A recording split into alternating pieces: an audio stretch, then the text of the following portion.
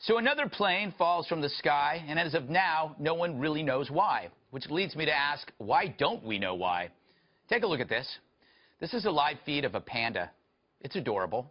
Here's a live feed of a Las Vegas wedding chapel. It's depressing. Here's a live chicken. I don't know why. This is an intersection in Oklahoma. They have them there. This is a puddle. This is the Abbey Road zebra crossing. This is the boardwalk at Myrtle Beach. This is a colony of ants. Yes, these are live feeds of things that we don't need to see live, yet we do all the time. Meanwhile, things that we need to see, like what's going on inside a cockpit, zilch. But if we can already beam live baseball games to TVs on a plane, why can't we do the reverse? How about one GoPro in a cockpit? I'm no scientist. I can barely feed myself. But isn't this solvable? A kid named Jeremiah Pate came up with one solution. This 17-year-old patented a system that offers real-time info, tracking airlines, which he presented at the 2015 Intel Science and Engineering Fair. It's called Amelia, Aircraft Monitoring and Electronically Linked Instant Analytics. It streams mechanical data before the airline goes down, unlike black boxes, which can only be accessed once the poop hits the fan and it's too late.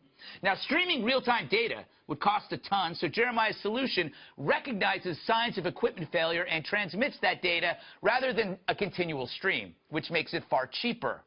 To quote this kid, supervisory parametric analysis algorithms recognize the warning signs of failure. Another layer of logic is then used to rate data in order of urgency. The data is then transmitted through satellite.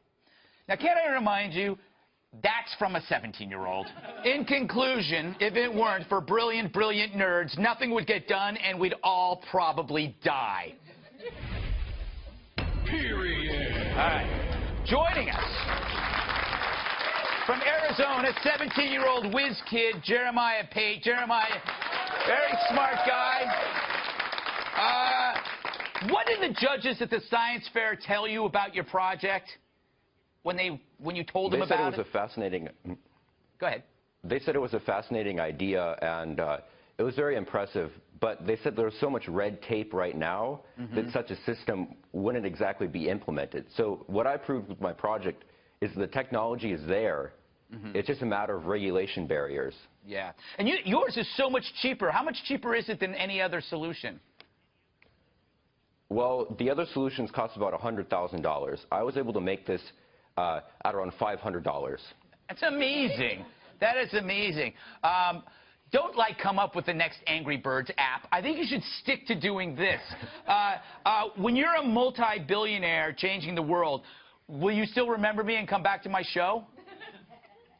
Absolutely. I hope so. I have another question for you just personally. Do you plan on going to college? Yes, I do. Why? You don't need it. You're not the first person to ask me. You don't need to go. If anything, you're going to get dumber if you go to college. You're already a genius. You're already genius, Jeremiah. You're going to go to University of Arizona. You're going to join a fraternity. We're never going to hear from you again. I know, it's true, isn't it? What are you working on next? I'm actually working on a cybersecurity system, which is a photonic chip. Basically, it uses quantum mechanics to keep our computers safe. Of course you are. Of course that's what you're working on. That's what you're working on. By the way, quantum mechanics, I've been reading a lot on that. It confuses the hell out of me. It's like a particle can be in more than one place at once, which freaks me out. Right. That's quantum physics. Thank you, Joanne. Miss New York. Are you worried about artificial intelligence? Sometimes. I have a feeling you're more worried about me. All right. Jeremiah, thank you for doing the show. You're going to be huge. And just remember this little freak that interviewed you years ago after you skipped college. Thanks, Jeremiah.